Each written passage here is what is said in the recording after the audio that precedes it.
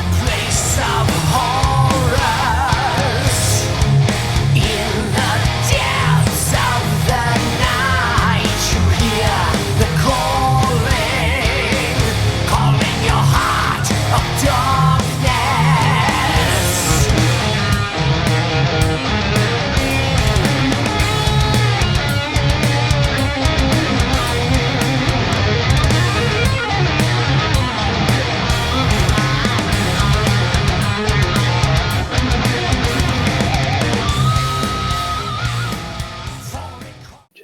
Hello, freaky frighteners, tape heads, and B-streamers. You got the Brewster here, and I got my returning guest, Travis Stoner, and I got new guests, Dalton Richardson. They're here to talk about the new project, Testament. What's up, guys? Hey, how's it going? Pretty good. How Doing you pretty doing? good. Pretty good. And nothing new over here, really. So, new project, Testament, coming out. Oh, yeah. Well, tell us about, man. Post-apocalyptic Western, correct? Yeah, so it's weird, right? So I make short films, and what I've been doing is focusing all my effort into like a kind of like a universe of storytelling that I put all these films into. So really, it's more episodic than it is like a film.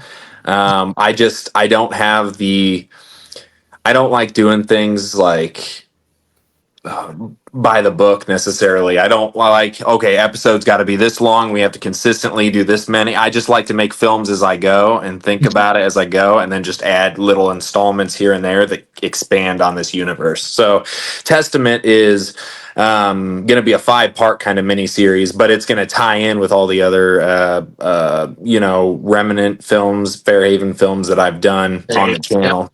Fairhaven universe. Yep. Oh, yeah. You gonna call the Daltonverse?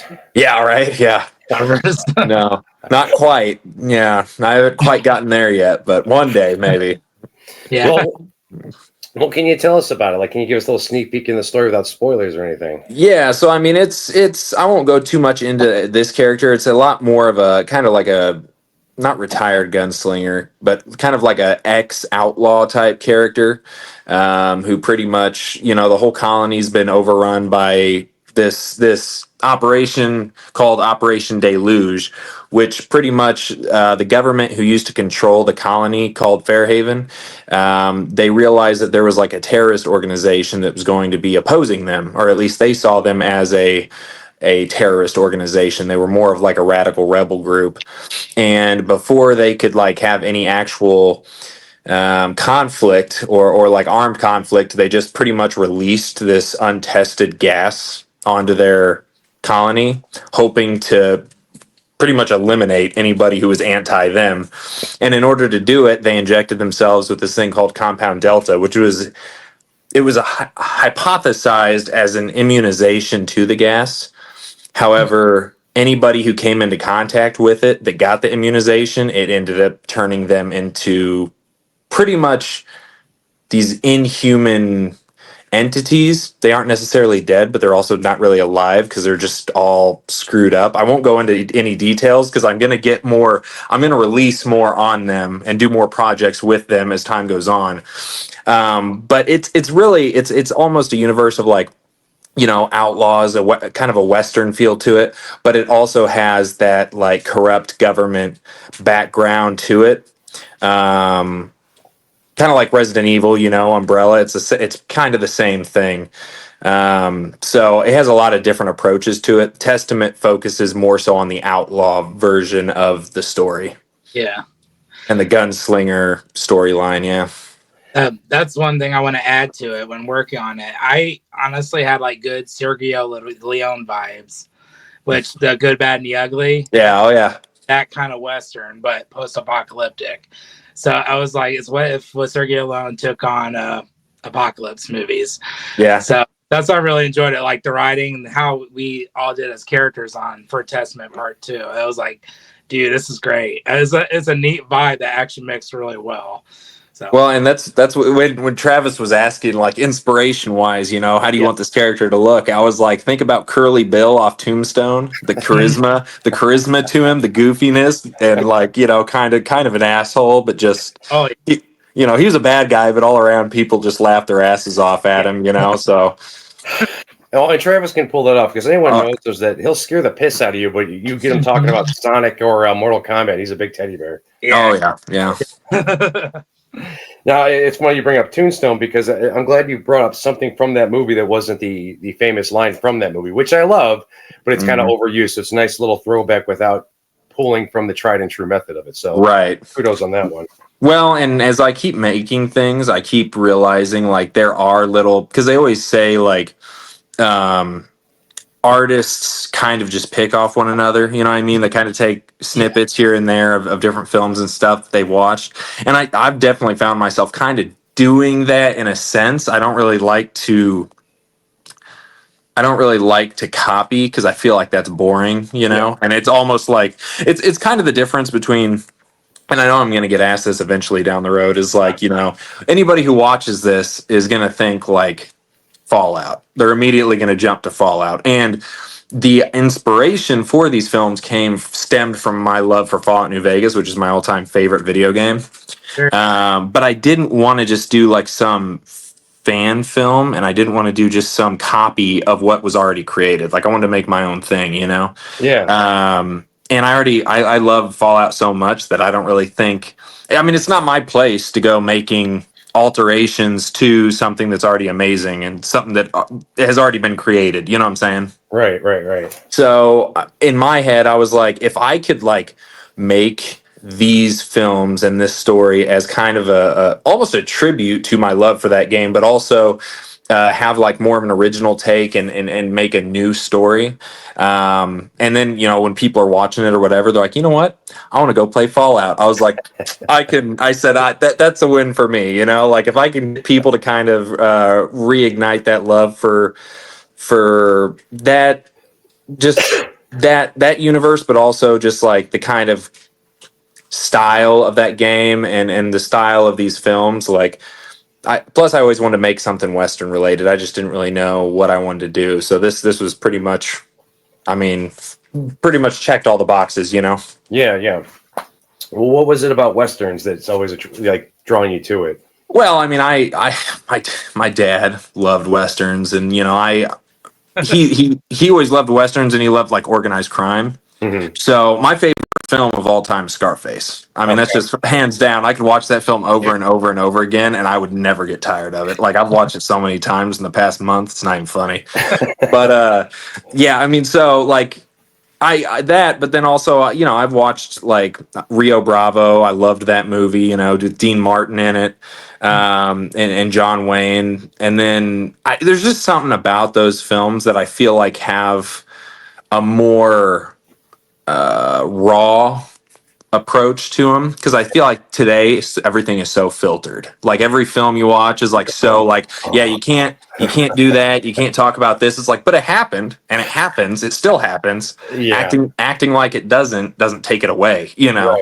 Right. And I feel like those films just really incorporate just the raw human nature of how people act and how they behave, and so it's not, you know, you're not lying about anything. Exactly.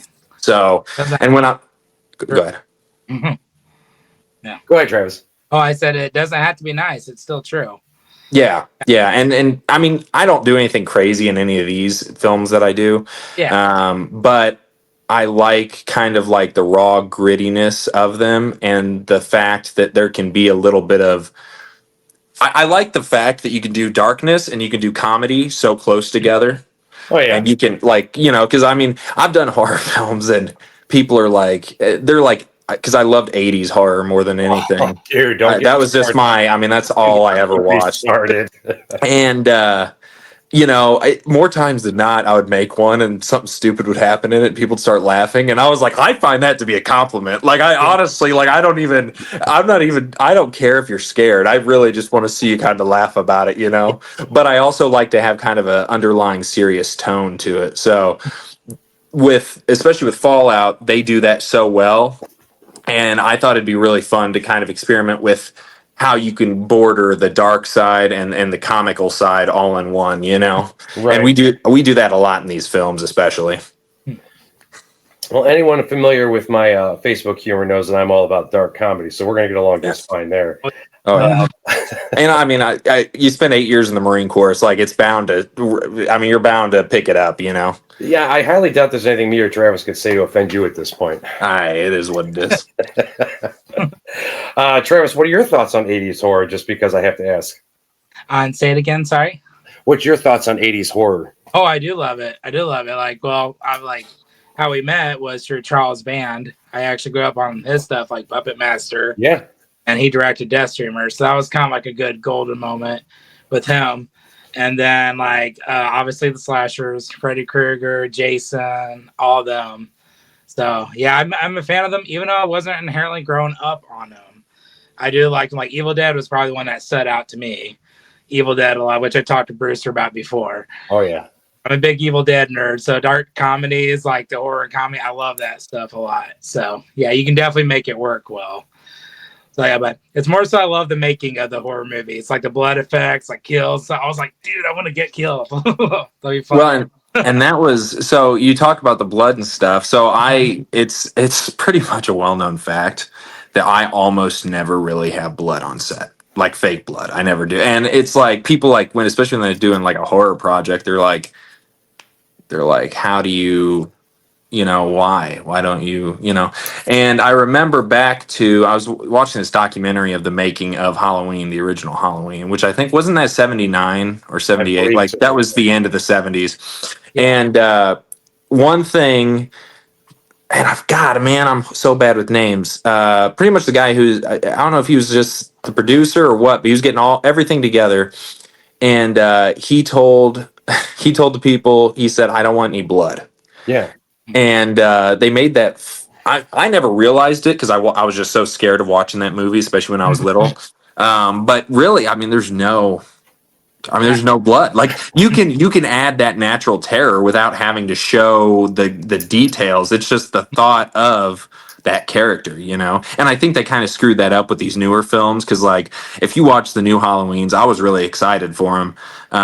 But they just like once you take the mask off the character, he's just like everybody else. Like you take away the aura that is that character, and it's just like, oh, it's just another person with a face, and he can die, Pretty much. But you keep that mask on, and it's almost a symbol of uncertainty. Like, oh shit, like I don't know anything about this guy. Is he a guy? Is he not? Is he? Like, and that was why those films were so scary because you didn't know if it was a person, if it was a demon of some kind, if it was like it was just it made you think a lot more. And especially with my films, that's what I try to do. Is I try to add like I'm working with another director right now. I wrote a script and she's making changes on it and everything, and it's really her project, but she wanted me to get like an initial draft together, and we have differences in how we're doing things, and I said, look, this is your project, I'm not going to take away from it, like you do it the way you want to. Right. But I always like to do things where you kind of have to make the audience think about what's going on. And even if they're wrong about what's happening, the thought that they can sit there and have ideas of what could be going on, like it's more interactive as opposed to just on screen being like, yep, here's this answer, like here's all the details. It's like, why would you give them everything? Because especially with a series, once you give them all the answers, why would they come back? Like, why would they come back? They already know everything. Right. Yeah. Well, that's what. Here's an embarrassing story. Well, I was a little fucking kid, so who cares? But when I first saw the original Halloween, it was one of our local stations running Channel 43. I had an old black and white TV, and I caught the original Halloween, 1978. I want to double check. You were correct. And the scene that terrified me the most was that goddamn ghost scene where he's standing in the hallway with the glasses. Dude, I live off of this stuff. A horror movie. I mean, I'm going to turn my laptop later and show you my collection, but I still can't watch it. That thing is as scary as Robert Stack's voice in Unsolved Mystery. Terrifying. Oh, yeah. So you're not wrong with that psychological less is more approach, because I love my gore stuff. Me and Travis, like you said, geeked out over the Evil Dead. Yeah. I love the two new ones. I mean, I like Gorefest, but when you get that psychological stuff, man, it makes people like us uneasy. You've done right. Well, and I think, and like, so a lot of my ideas I get from video games too. Like there's so many games that I'll play that I'm like, dude, I want to make a film out of this, Like, I mean, it's like, the the Fallout franchise, or if you call it a franchise, whatever you call it. And then, I did one called Jackrabbit, which I played a game called Murder House by Puppet Combo, which is an absolutely amazing game. And they make all these retro horror games that are out of this world amazing. But I wanted to make kind of like a project almost like that and Five Nights at Freddy's because I loved both of those. Yeah. So like really almost all mine are like borderline fan projects. Like they're all things that I really love about these games and these films that I watch. And then I'm like, I'd like to incorporate these in my own way. And I think that's really how artists like fuel, like they feed off each other. They really do. Yeah. Because like if you get somebody who does this stuff in a room with just people who clock in 9 to 5 and they just do the daily grind, they're like dead within 5 minutes of sitting there. They're like, I can't, and they're just drained. Like there's no creative energy. There's no nothing. Like they're just, it's almost like they're zombified. But you get them around another group of artists and you talk about ideas, concepts, and you look at some like, these horror directors and all their ideas and projects they did, and then you are watching their stuff and then you go out and make something from that experience. It's like it's constantly like refueling itself. So, and I think that's something that I find really cool about filmmaking, but also just being any kind of creative. Like, because I've also thought about doing like video games. Like, I have no clue how to design them, so I'm like, that's a lot of work. And before I go digging into that, I'd like to focus on this first. But it's just, I think it's really cool how artists just kind of feed each other and kind of keep each other going. Because right about the time. And I was talking about this almost from an entrepreneurship standpoint is, when you're looking at content creators, let's say, and they get online and they're just making stuff. It's like, oh, let's hit the algorithm. Let's just put out, and everybody's like, you got to post every day. You got to post every other day, every week, whatever. It's like, they're either trying to hit a certain wicket that's going to skyrocket it, or they're trying to just have a consistency that's going to keep the algorithm coming back, Right. And when you're doing art, you can't just put a numerical value behind what you're doing, because then you compromise the integrity of the art, like, and so you got to kind of, and that's why I only do one a month, because I'm like, I could manage a film a month. Like I could manage that pretty well. Yeah. And then in the background, I'm just thinking up new ideas. Like this week, I think I've written 5 scripts, and I've casted 2 of them completely, and then the other 3 I'm going through some detail changes on them. But I can manage that, But to sit here and say I have to have something next week, I have to have something at this time or this time, like you lose the passion for it because it becomes just a system, and that completely contests like art, I mean that completely contests what you're trying to do as an artist, because you're trying to connect with people, and people don't just connect with more, because you can watch a million videos that sucked, and it's like. Or maybe they were really good and that was for like 5 seconds, and then you forget about it for the rest of the day, and you're trying as an artist to evoke a certain emotion or connection from your audience. Mm-hmm. Travis, you got anything to add there, buddy? Oh, I agree totally. Think how I won't name a certain company, but when they put out so many movies, TV shows, you got to watch the show to watch that character and that. I want company, but we've seen them all in theaters. Like, what am I going to keep up with it? Not everyone has time to do all that. So I like that. What you're saying is you focus on the one thing, let it wait a while, then do it out. You get all the people right back on board. So like post Endgame, I'm just going to say, we all know. Hey, we gotta make money. They're a company, man. They got to keep going. They got to keep trucking along. All that had before Endgame, like we were all on board, but then after that we're just like, okay, now I gotta watch this to watch that to this to that, and you don't have it. That's why I agree. That's a good example. So I still like superhero stuff too, but I still can't keep up with all of it. But no, I'm way behind. Taking your time, putting in that love, that passion, it bears fruit. Sometimes it's just better way. Let the tree grow. Let the tree grow. Got it. So I agree totally with that. Well, and on that topic, and I sorry if I'm cutting anybody off. Like if you guys want to talk, by all means, I could talk all day. It's for you guys, man. Go for it. But now that I have had enough films in this Fairhaven universe that I've made up, I can almost fuel myself for new ideas. All I got to do is, and these are films. That's the hardest thing. When I started, I was so hard on myself. I was like, if you watch Remnant and The Founder, the audio on those are so freaking bad. I mean, they're so some people might not care, but I do. I'm like, that was so terrible. I remember Like, telling me about it too. oh my god. Heads up, the audio might be bad. Yeah. Tell me about it. Oh yeah, and I'm dude. I'll watch them, and now I can. Once, like when I'm first making it, that's like the window when I'm like, oh my god, this is so bad, or whatever. And then I give myself like a month or two of it just sitting out there and me not watching it, because when you're editing something, you're just over and over and watching it, fact checking it like over. Yeah. So you burn out of it, and then once you like take a step away and come back, you can have fresh eyes and you can enjoy it. Like, so all of these that I've made and what I watch, I actually thoroughly enjoy them, and I can just watch these films and think to myself, how do I continue this story along? Like, how do I keep this going? And I don't have to rely on outside inspiration or motivation anymore. I can literally just watch these films and these characters and think, okay, what can I add to this world? What can I do? And it becomes like a self-fueling thing, No, editing is an absolute nightmare. Because you watch this stuff over and over again. I can't stand the sound of my own voice. So when I'm watching this stuff, I'm pretty cringeworthy doing it. Like, yeah. So I get you there, and then you get burned. You're right. You get burned out if you keep doing it continuously, and the work suffers. As Travis had mentioned, with now we know who he's talking about. It's you're right. It gets a little oversaturated, and it just you don't watch them to enjoy them anymore or point out the cool little Easter eggs. You watch it because you feel like you have to.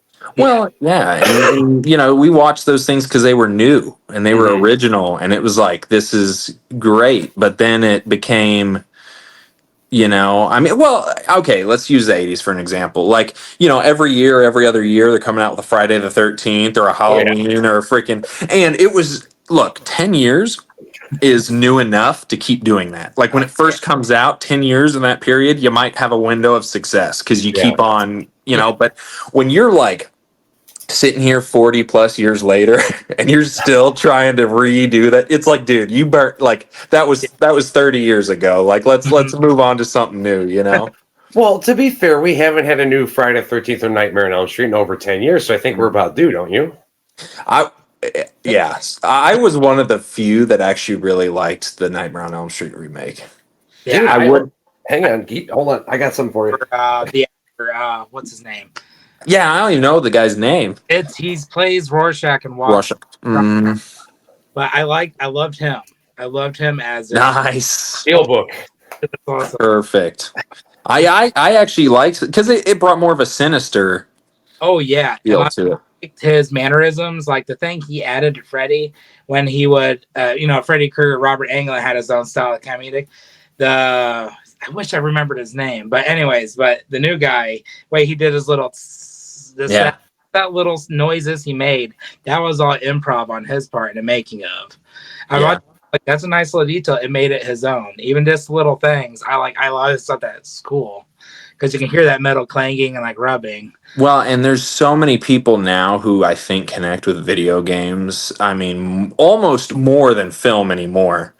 Is because the original storytelling never stopped. Like people always kept making new stuff, and you keep seeing more and more games being turned into movies. Like Until Dawn.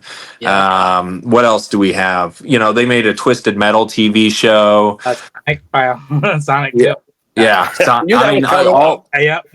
all these games, and then because it's like and I think from a business standpoint, it's easy to look at games and be like, how did that perform in the marketplace? Like, did it perform good? Well, then a movie will probably look good, as opposed to being like, hey, this is a new concept, but I don't have a price tag on it, so I can't tell you if it's worth the investment. Do you think people started this industry up by just looking at what had already happened, or did they take a chance on shit that, and I get it. It's you don't want to be the guy who said, I said yes, and then it flopped, because then that's your job. You know what I'm saying? But at the same time, it's like that I think that's why we're going in the direction we are in that industry. And that's why, like, I tell myself, I want to work on the lowest budget possible and make something great out of nothing. Yeah. Like, that's really what because then if you watch something and people are like, wow, that was good, and then you find out, yeah, that was literally like $300 or $400, and they're like, what? They're like, well, there's no way. It's like, dude, I'm telling you, like, I am telling you, I used minimal money on this film, just, and then it's so much more impressive than like, oh yeah, you had a $10,000 budget and you made a great short film, like, Yeah. $10,000. Like, it's not, so it's a little bit of a different story. Mm-hmm. Yeah, if you like had the Avengers Endgame budget and you did as well as the original Super Mario Brothers movie, that's probably something bad, I'm guessing. Yeah. Yeah. And I just got blacklisted for my sisters because she loves that movie. So sorry, Sarah. I'm sorry, Travis. Go ahead. Oh, I said that. What are you talking about? That movie was great. Darn it. Yeah. He's like, I won't. Yeah. I'm talking to a Marine and someone who's bigger than I am. I don't want to piss off either one of you guys. So whatever you guys say is cool with me. All right. I'll just tune it out. All right. Appreciate that. Because I watched it when I was a kid and I was like, oh, this is awesome. Then I watched it now, like, this is really kind of not good. Yeah. Yeah. So, but it was good when I was a kid. So I will say that. So I think maybe if you took the Mario title off it, you might have a good sci-fi dystopian low budget movie. exactly. Yeah. And you got Hopper being Dennis Hopper, which I liked him as Koopa, King Koopa or whatever. That was just so silly. All I know is that Megadeth has a song on the soundtrack, so I'm good with that one. Oh, that's good too. Yeah. Boys. How did you two end up working? Did you just was there an ad, Travis, you answered, or did you guys know each other prior? Because originally I was trying out for Dalton's the Ripper, Heartland Ripper film, and I was signed on, everything ready. Then inevitable happened to vehicles. One vehicle was gone, and the other one had to get in the shop. So, and it was literally on like the night before filming, I believe, if I remember right. So I let him know, we talked over, and he had to recast, which I was perfectly fine with. You got the day set out, you have everything ready. You got to do what you got to do. Yeah. So that's why I couldn't do it then, but I always keep tabs with you. I always follow everything on Facebook, keep tabs for projects. And I got a hold of Derek McMahon, who's a friend of mine. We were talking over some thing on Facebook, but we ended up talking to each other on the phone. And then like he let me know that Dalton has another project. I'm like, yes, let me know. Like send something that way. So on my perspective, I was like, it's a long time waiting to work with him because I felt bad for not being able to, but I understand it happens. You got to recast, you got to do what you got to do. So, but I was so thrilled to be a part of it. And then talking to Dalton, seeing the roles. And then when he brought out the poster thing, showed the poster thing for Testament Part 2, dude, I was just like, oh, I want to do like this so bad. So yeah, I was pretty thrilled. So yeah, since I've started doing the posters, I feel even more amped once I start. I'm like, let's go. We have some actual credibility here that because it used to be like I would just put up casting notice, and I'm like, that's boring as shit, dude. You got to put something, some kind of illustration up, Yeah. So I'm losing my notes here. I'm really actually just drawing a picture of a cat, making it look like I'm being professional here. Nice. No, I see that with the earlier conversation. For those who don't know, I was having some issues getting into the StreamYard thing, and Dalton and Travis are very cool about it. So I want to thank you guys again on air for it. Nice. You mentioned some of your earlier work, and that like this would tie into it. Mm-hmm. What can you tell us about, for people who don't know your earlier work? What can you? So if you go to my channel, it's Ray Tac D Entertainment. There's an entire playlist on there called Fairhaven, the Plague Colony, and you can watch them all in order on there. And so, yeah, I mean, it's all the stories, the first and second one have different stories, but they all, pretty much all these characters that I introduce and all these small storylines kind of tie in together to make this big, immersive colony that it takes place in, which is Fairhaven, you know. And with Testament, we were actually able to focus a little more on a singular story for several films instead of, you know, cutting between different characters and just kind of going all over the place. So, and I mean, I have so many things that I'm working on for the Fairhaven universe. I haven't even done any other projects. I mean, I'm really not doing any. I had, like I said, one person reach out to me to want to do one with her, but I personally would not work on anything else other than just Fairhaven right now because I'm so invested in it and I'm so interested in it. And a lot of times, especially when we film all these and you know, because that's why I tell people, dude, I'm filming off an iPhone. Like I have a $3,000 camera Yeah. and I use that shit and I like the footage that comes off that phone more than I do Mhm. the work that it takes to put that camera up, use that camera and keep it going. Like it just turns out so much better, you know?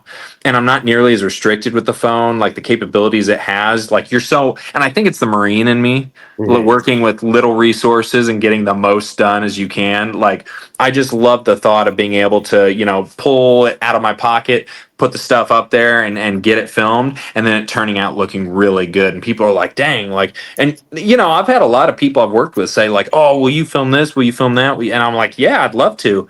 But it's when you get those kind of compliments or invitations or considerations when you're working bare minimum, imagine what you could do when you have all these resources, you know, like, and so I like, I don't really consider myself an underdog necessarily, but being it from financing perspective, being the underdog, you know, and having very little to your backing allows you to be as creative as possible. And then you pretty much get to create everything that's on that screen. Like it's not money being thrown at it. It's like, hey, what can you do to make this look good, you know? So you say like you like a challenge then? Yes, definitely. Yeah.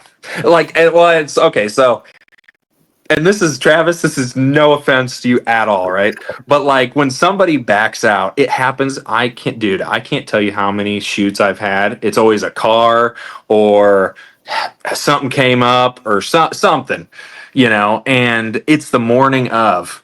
Oh, dude, or right when they're supposed to be there, and then they let me know. I'm like, dude, are you serious right now?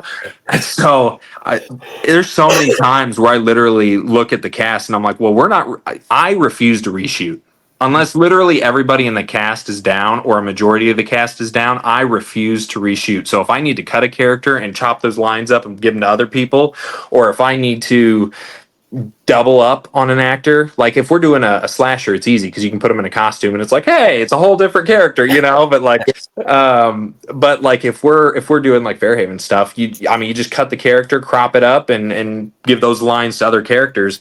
And I tell them we're making it. I mean, we're not reshooting, we're not rescheduling, we're not, you know. And Travis, like I said, was really cool about it. And what I always try to do is when we run into that situation, Mhm. I try to tell the person who says, look, I'm having this come up or that come up. I'll be like, okay, look, like, and I try to be as respectful as possible. I'll be like, we're going to film this anyway, because I need to, I mean, I'm very much hurry up and get it done, you know? Yeah. So we're going to get it all done now, but I have a ton of projects coming up, which I always do. And I said, I'll make sure I reach out to you first before I go reaching out to somebody else. Because, you know, like I don't want you to feel like I've robbed you of a role or I've screwed you over, you know, like I want to be able to still work with you and offer you the opportunity to perform and do your thing, you know? Yeah. So I always try to communicate that, and I think communication is the biggest thing. Is just letting people know, like it's not personal. I mean, it's not personal at all. You know, like if someone gives you an idea on set, and I say no, it's not. It's nothing against you. It's because in my head, I already know where this is going, where the story's going, and what I want for these characters. And I'm not there to debate about it or, you know what I'm saying? Yeah. But I do have a really good time, I think, and you can ask Travis. I have a really good time working with actors because, in my opinion, when I give them a role or you know, a scenario, I really just let them handle it. I just tell them this is the direction the story needs to go in. If you have anything you want to add in there, by all means, do it. Like, because I'm giving you the character, right? The overall story needs to stay exactly in the direction it's going, but you can chop up your character, your you know behavior a little bit and tinker with it as you feel like you want to. And so I think that kind of adds a little layer of creativity on their end, so they can kind of put themselves to work as well. It really does. That's why I enjoyed working with you a lot, just cause how free flow it felt like. Because I used to do theater a lot too, so we had to do improv. Like something happens, we got to roll with the punch. So I like that. I want to respectfully do your story, keep it, but I like that you did the creativity. So for me, for everybody and stuff, and it really just showed how that magic came along, like how interactions with characters. Oh, that was so good. So, but yeah, the free flow thing, you still have your ground, or we're still on the road, but you give us some paths to follow to there. So yeah, I do love that. That was a great time with filming with them. It was really good. Yeah, unfortunately, Travis, and me know all too well about the last minute changes and mess ups. Travis was nice enough to do an interview for me back. Was it last December? I think. I think so. Yeah. And I had some mic issues, and it wasn't like there was just a slight bit of reverb. Travis's voice was literally echoing like it was a NASCAR driver all over the place. Yeah, and there was nothing I could do. So luckily, he was nice enough to come back and we redid it. But we had all the good stuff on the first one. By the second time, it was just us officially nerding out, which was cool. Yeah, we just ended up rambling on. Pretty much, yeah. I mean, actually, I want to bring you back on here in a couple weeks or something to talk about the Evil Dead series. I'm going to do that on my page for a week. Yeah. But it's just an absolute nightmare. And so you know probably more than I do how much of it is in having to rush around and get that stuff done last minute, you know? Mm-hmm. Oh, yeah. Do you think your training in the Marines kind of prepared you for that to handle it? Oh, yeah. Yeah. I mean, so I'm at the point now where because I got out of the Marine Corps in January. I mean, I'm freshly out. And my biggest concern, I mean, I had all these concerns and shit about how things were going to be when I got out. But I'm telling you what, in the Marine Corps, I do like a film every month, and I just kind of drug my feet because of all the crap I was doing. Because I was a recruiter for 3 years, this past 3 years, and I mean, it just sucked. Yeah. I mean, you're working like 6-7 days a week. You're working 12 to 16-hour days, and it's like, it's like every word comes out of anybody's mouth is a threat. You're like, Jesus, dude, like just let me do my thing, you know? So it's like there's not a lot of energy to do too much. But now that I'm out, I literally am doing like 2-3 films a month. And I'm like, all right, and I have a whole list over here of the weekends and the dates on each weekend. And like, I'm filling in every day I can with filming. I'm like, all right, this day, this project, this one, like, and just, I mean, the more I can put out and the more I can have to get moving forward right now, the better I am. And I would not have been that way, I don't think, if it wasn't for the Marine Corps. Because like, I mean, I don't care what anybody says. When you're in the Marine Corps, you don't sit around. Like, even if you are that kind of person, there's a certain point where when you've been in for so long, it's just a part of you, and you're literally like right now, I'm struggling so hard to sit still. Like I'm antsy. I'm so like I'm like wanting to go all over the place, you know. So I'm like a little crackhead. But I'm always wanting to move, do stuff, keep my mind engaged, keep my body engaged. Like, and if I don't have stuff to engage with, then it's just like sleep. Like that's pretty much it, you know. So you get the shark mentality. If you stop moving, you'll die. Yeah, exactly. Oh yeah. Yeah, that's the absolute worst. Well, so did you start this stuff right after, like not right after at the Marines, but the recruiting and stuff, or did you do a little bit prior in the middle of off time, or? So it's funny how I started. I was a corporal in the Marine Corps, and I was out in California, and I had a junior Marine of mine who was into modeling, and she was in the entertainment industry. She had done commercials and stuff, and she asked me, she's like, and clearly I was a lot more in shape then than I was now. Like the Midwest has a way of just hitting you in the gut with that. But when I was out there, she brought up like, have you ever thought about modeling? And I was like, man, I'm from middle of nowhere, Illinois. No, that's not a thing, you know? Yeah. And so I did it one time, and that led to acting. And then I did acting. And when I was on set, I kind of realized this was back in 2020. I was watching what everybody was doing, and it was a film school student.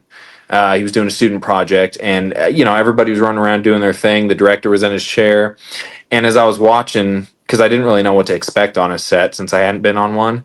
And I thought, I feel like I could do what all these guys are doing at once. Like I feel like maybe I'm not going to be as efficient and quick as all of them working together, but I'm like I feel like I wouldn't need a team like this to relay a message or my vision. You know what I'm saying? Yeah. And so then, I auditioned for a couple other things, didn't get any opportunities after that. And I thought, well, why would I sit here and keep auditioning if I could just go write my own and do my own? And so then I did the writing and the directing, and that led to pretty much everything else. I mean, after that, I really realized I didn't have any kind of a love for being on screen. I don't really care about seeing myself or looking at myself in the mirror necessarily, but like I like the thought of making things and creating things. And even when I was younger, like video games, like I never played those multiplayer, like go out and play with your buddies, kill each other. Like I literally always played single player, open world, sandbox. Like I was always building stuff. So when I was doing this, I think writing the script and building a vision and a world and then transferring that from the paper to the screen was super exciting to me, and I dabbled in it from 2020 up until about I'd say 2023 is when I first really started putting out more projects. But 24, I literally was doing a film every month, putting a film out every month. Like it was just ongoing, nonstop. And now you look into 2025 and I'm just as many as I can in a month. I'm just nonstop, bam, bam, bam, bam, bam, bam, so yeah, it's, I guess technically 5 years I've been in it, but I really have only consistently been, chipping away at it for the past 2. Okay. So all right, this question for both of you guys. If you had the know-how, Dalton, what kind of video game would you make? For me, instantly, I already know it's gonna be like a big single player game, whatever. Like I love single player, but you're as the monster. Like I'm a big Godzilla nerd, tattoo and all. So like I would love to see a game like that where you're literally the monster. Like not just smash stuff, but there's like reasons why you're out there. Like you're literally just trying to find a new home, whatever. Then you come across all these other things. Like I like monster stuff a lot. I love the old Toho movies a lot too. But like that's the video game I would definitely make the most. Just something that I'm tired of playing as people. I want to play as like monsters, like Spyro the Dragon. Even though it's a cute little dragon, I love that game growing up. I want to play like that, creatures like actually doing things. So that'd be my video game. So Dalton, your turn. Yeah. So literally all my energy's in Fairhaven right now. So I would just hypothetical. Well, no, that's what I'm saying. I'd probably make something from that, Yeah. And I love modern games. I know nothing about making games or the details that go into making them. I don't know any of that shit. But I will say I would like to, and it probably wouldn't be as popular as if I made it with modern graphics and stuff, but I would like to do like a Fairhaven type game and kind of like an open world game in the style of the old kind of retro arcade games almost. Or maybe not like arcade, but more so, what do they call that where it's sky view? It's top down is all I could think. Yeah. So one of the like the original Fallout games, pretty much. I mean, it's pretty much the same. I'd like to tinker with that and see how it looked, and just kind of while everybody else is going forward, I'm going backwards. I'm like, hey, I want to go. Retro's coming back, dude. There's a lot of bands from the past decade or so that have a total 80s sound to it. So that's like they just did that like shadow launch or whatever they call it for Oblivion. Like they didn't tell anybody and then they just dropped it and everybody's like, oh my God, buy it. And I was literally thinking like 2 weeks before and I had done no research on it. I was like, man, I'd really like them to remake this game. And 2 weeks later, it's like, bam, there it is. I was like, whoa, whoa, that too. So I think there's a certain charm to the older style of games, but then just the older games in general that I maybe today, I don't know. I think gaming as a whole is still going in a really good direction. I don't think that it's really let up on storytelling or anything. I think that's mostly reflecting in the film side, mostly because I feel like on the film side it's become more of a corporate standard than it has an actual art form. And over here on this video game side of things, it's like if you don't keep thinking up new ideas, you get left behind. Right. So Have either of you guys seen that retro game they released? One was Evil Dead and one was Halloween. It was yep. Try that one out. I haven't tried them. I've seen gameplay. I thought about getting them, but I was like, man, I don't. It looked pretty expensive for like. It's like $40 a piece. Yeah, I was like, man, for an arcade, I don't know, like. Little pricey but fun, but it is hard, like old school style hard. Really? So keep that in mind. But yeah, Travis, you do have it. You've played it. Have it. Yep, I Is did. it worth it? Because it's mostly because I had a gift card thing for one of my friends. I was like, well, it's not pricey anymore. So Yeah. Did you guys play that Friday the 13th game that got not canceled, but taken down because of copy or like infringement issues? Oh, no, I never. I don't have no time for video games. I have tons of them. I never get a chance to play. Really? There was. You hadn't played it, Travis? I haven't. Yeah. So it's a multiplayer one where you can either play Jason or you can play the counselors. Like Dead by Daylight in a way. Yes. Yeah, I got to play the Evil Dead game. It's a different one, but it is so good. It is. Yeah. It was such a good, and I have it, but I uninstalled it, so I don't know if I'd be able to still play it. You might be able to. Yeah, because they took it down. I mean, pretty much the original owner of the rights of Friday the 13th had a bunch of issues with like copyright and stuff that they were including in there. Yeah, and so it got taken down, and they're like, yeah, you can add one last skin pack or whatever, and then it's coming down December, I think, like 1st of 2024. Yeah. Or something like that. But yeah, that was such a good game. I have so many good memories on that game. Oh my god. Yeah. Well, that's the Evil Dead video game. The Evil Dead the game they made like Friday the 13th. So I do know the game. I just didn't play Friday, but yeah. I play, but they also completely are acting out too. So yeah, I really wish the Friday the 13th one I almost did get at one time, but I never got to. Jason. I mean, that's all I wanted to do. Right. Yeah, but like I know the feeling though. Like Evil Dead's like dead now, and I was like, single player, man, come on. Yeah. Oh yeah. Well, that's why I always like doing single player games, like. Because it's just, you can keep on doing your own thing. You don't have to worry about multiplayer. I just never, I like immersing yourself in kind of a world setting and kind of just involving yourself fully into that. Yeah. But like I said, I like building stuff. So when you have like settlement building, character building, weapon customization, stuff like that, like that's all stuff that I'm like, okay, cool. This is more immersive than just show up, do the levels, and then beat the game, Yeah. Mm-hmm. So I have one more video game question for you guys, and then I'll let you get going so we can keep it under an hour.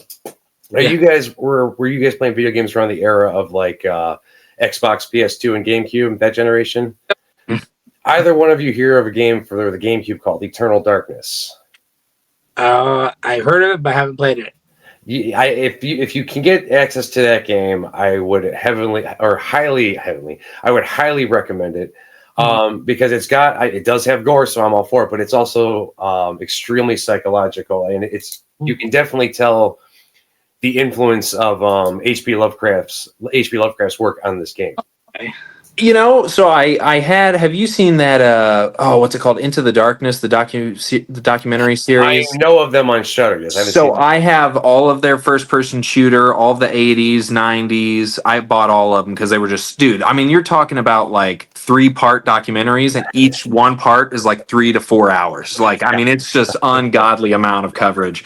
And I think they talked about that game in was it a first person shooter? No, it was like at first glance, it looks like a Resident Evil knockoff, but there's really so much more to it. Like, I feel like I remember them talking about H.P. Lovecraft, and I feel like that title came up, and I remember seeing gameplay on it. And I they showed so many games I'd never even heard of. I was like, oh my god, Oh, this one. So what it is known for was it had its sanity meter, and once your character got to a certain level, and you encountered a certain kind of monster, your sanity level would drain. The farther it got down, the more the game messed with you. So you'd be sitting there playing, and all of a sudden now obviously by now we know what it is, but when you're first playing it and you see this thing like your volume stops working, it's completely mutes, And then it flashes, you realize that your character was just losing their sanity, and it just keeps getting progressively worse from there. And it's That's just, cool. Oh, that is cool. I'll send the trailer or some kind of like a review. That's a mind trip. I mean, that's just Dude. yeah. I still go back every so often. Actually, me and a good friend of mine, we went and tried to replay it last Christmas. Got about halfway through because it was a long game, but I'll still go back and replay that one. It's the one GameCube game. I still have my Wii just because I want to play that one, you know? Mm-hmm. But I'll send some to our group chat. You guys can check it out when you get a chance because it's got little for everyone. It's got the gore, it's got the psychological aspect, and I could do a whole show just talking about that thing. So I'm going to shut up right now. So before we go, is there anything you guys want to add to it? If you want, like, when's this first part come out? So part 1 is 27th. Yes, 27th, next Friday. Next Friday. Okay, yeah, good. So, yeah, not this weekend. I keep getting my weekends mixed up. I've got like film shoots every other weekend, and I'm like, oh, is that this weekend? I'm like, okay, no, I got a weekend of rest. Whew. You'll find some work to do. I know your type for you told me because I have a weekend up. I'm already booked it up. Well, and that's, especially like with the radio stations and stuff from Fallout. I'm working on that for Fairhaven. Yeah. So I have 3 specific radio stations that I'm making, and I'm going to put those as like podcast series on YouTube. Yeah. And I'll keep making additions and stuff, but it'll like pretty much walk you through some of the events going on in the universe and stuff, and then just add some, like, one's going to be jazz music, one's country, and then one's like a mad scientist. So it's going to be kind of some like jazzy tunes in there as well.